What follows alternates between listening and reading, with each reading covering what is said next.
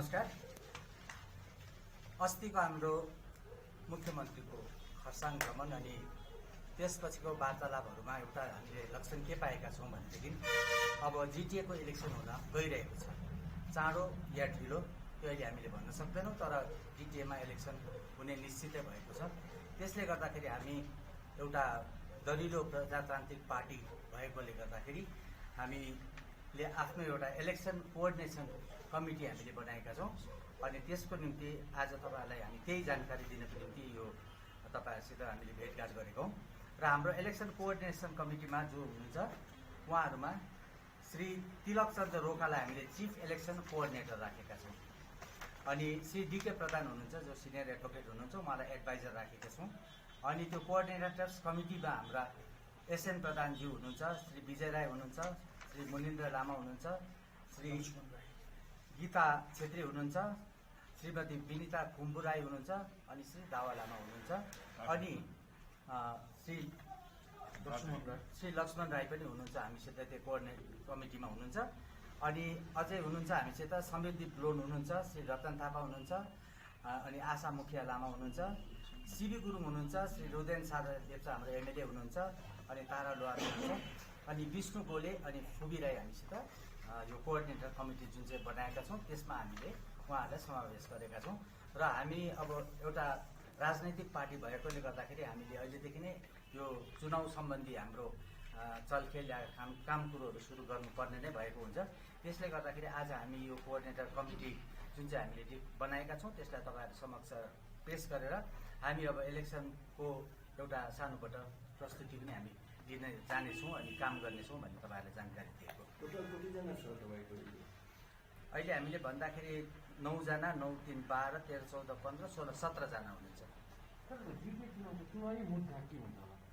जिटिएको चुनावमा हाम्रो चुनावी मुद्दा हामीले त अगाडिबाट गरेका छौँ है। इलेक्सन सुन्नुहोस्, इलेक्सन गरेपछि त हामी म्यानिफेस्टो लिएर आउनै पर्छ अनि त्यस म्यानिफेस्टोमा हाम्रो चुनावी मुद्दा के हुन्छ हामी तपाईँहरूलाई त्यो त हामी जनाउने छौँ।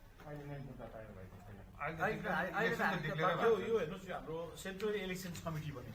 इलेक्सन्स कमिटीले एउटा मिटिङ गरेर हामी कुन कुन इस्युमा इलेक्सनमा जान्छौँ सो यो कोअर्डिनेसन कमिटीले डिसाइड गर्छ अनि कोअर्डिनेसन कमिटीले पार्टीमाथि राख्छ, हामी त्यसलाई अप्रुभल दिइकन हामी कुन कुन इस्युमा इलेक्सन गर्छौँ हामी त्यसमा डिक्लेयर गर्छौँ।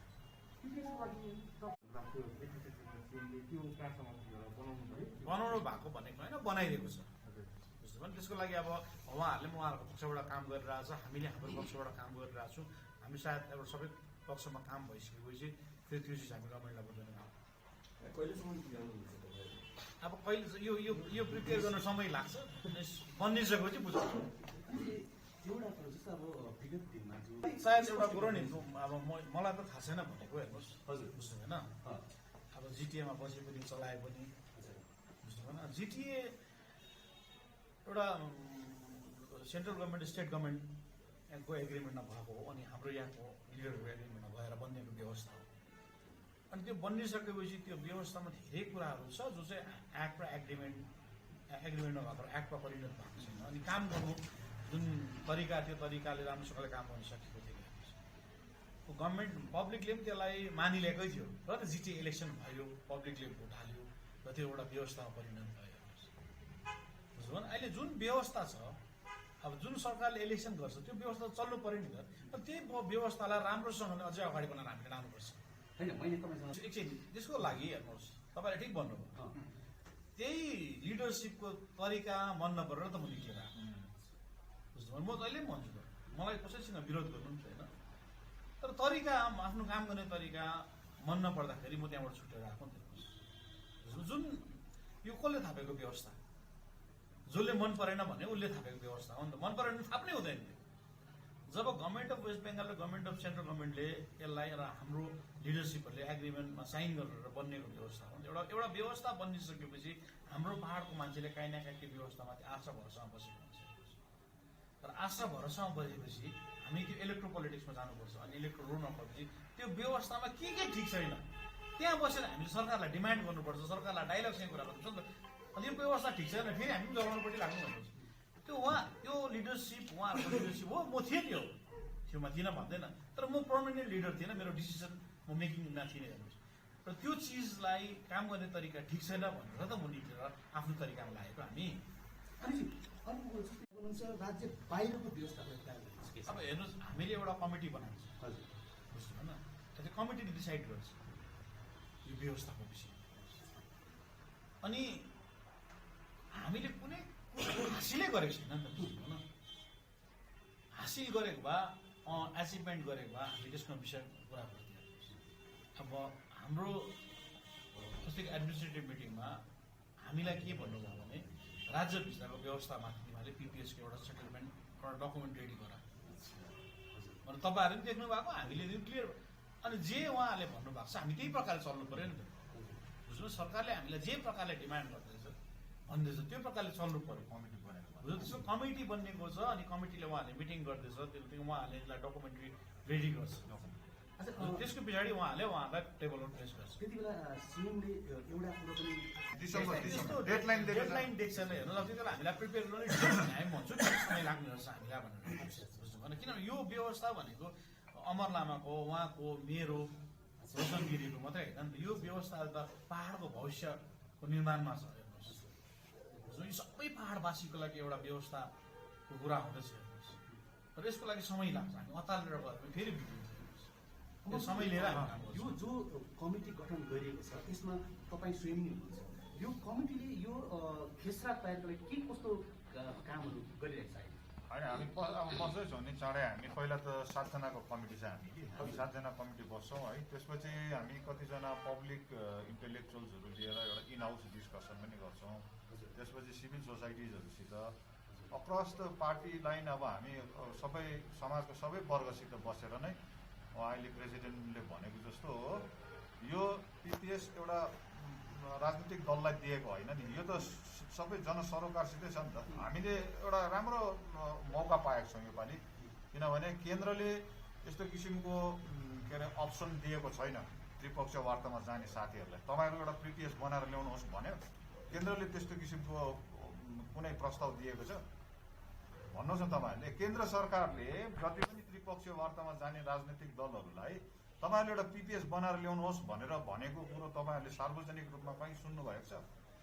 सुन्नुभएको छ? छैन नि त, होइन। त्यसले गर्दाखेरि मुख्यमन्त्री ममता ब्यानर्जीले राइटली अर रङली होस् अथवा कुनै पनि के अरे प्रकारले डिसिजन लियोस्, तर हामीलाई एउटा मौका चाहिँ दिएको छ, तपाईँहरूले नै तयारी गर्नुहोस् भनेको। यो जनतालाई नै, जनताको हातमा दिएको छ नि त पिपिएस प्रिपरेसन गर्नु। यो त एउटा हाम्रो निम्ति एउटा अवसर पनि त हो नि त।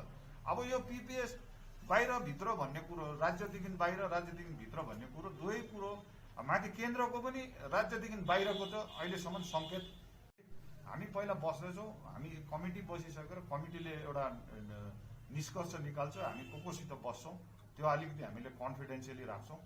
त्यसपछि समय लाग्छ यो, किनभने हतारमा बनाएर त हुँदैन है। हामी एउटा समय लिएर नै बनाउँछौँ। जस्तो त्यो 86को आन्दोलनपछि डिजिएसी गठन भएको थियो, त्यो 2007मा जो एउटा नयाँ पार्टी गठन भएको थियो त्यो पार्टीमा पनि हुनुहुन्थ्यो र त्यति बेला डिजिएसीले चाहिँ जनताको जनहित कुरा गर्नु सक्यो। यस्तो 2007मा चाहिँ डिजिएसीले आकाङ्क्षा पुरा गरेन भनेर यहाँ आन्दोलित भएको होइन। स्वर्गीय सुभाष घिसिङज्यूले डिजिएसी चलायो, 18 वर्ष जस्तो चलायो, 21 त होइन 18 झन्डै 19 वर्ष चलायो। त्यसपछि उहाँले त्यसलाई अपग्रेड गरेर त्योभन्दा अझ राम्रो अनि संवैधानिक व्यवस्था भएको एउटा निकाय ल्याउँछु भनेर 6औं अनुसूचीमाथि एउटा हस्ताक्षर गरे हो। तर त्यो चाहिँ उहाँले यहाँनिर के अरे जनतालाई पब्लिक हियरिङ नगरिकन अरू पोलिटिकल पार्टिजहरूलाई कन्सल्ट नगरिकन ल्याएकोले गर्दा त्यसको एउटा ठुलो माने विरोध भयो। अब त्यसपछि जिटिए चाहिँ 2011मा एउटा एफर्ट सही भयो। तर हाम्रो दृष्टिकोणमा चाहिँ के छ भने अहिलेसम्म दिएको व्यवस्था चाहिँ जनतालाई जनताको कतिवटा अब बुनियादी आकाङ्क्षाहरू भन्छ यसमा, राजनैतिक आकाङ्क्षा होइन, आकाङ्क्षा थुप्रै हुन्छ नि, बुनियादी कुरोहरू चाहिँ पुरा गर्नु नसकेको चाहिँ हाम्रो विचारमा चाहिँ के लाग्छ भने त्यो जुन दिएको निकाय ठिकसितले परिचालना भएन भन्ने एउटा विचार त्यो छ है। हामीले त्यो भन्नुको अर्थ यो होइन कि यो चाहिँ एकदम व्यवस्था ठिक छ यसैले नै पुरा गर्छ भन्ने छैन। अब त्यसमा थप घट के हुन्छ अहिले अब यो गर्भभित्रै छ, कता कता सुनिँदैछ केन्द्रले पनि एउटा संवैधानिक व्यवस्था नै गर्छ अरे भन्नुको माने चाहिँ constitutional sanction by the law of the parliament दिने एउटा कुरो सङ्केत दिँदैछ।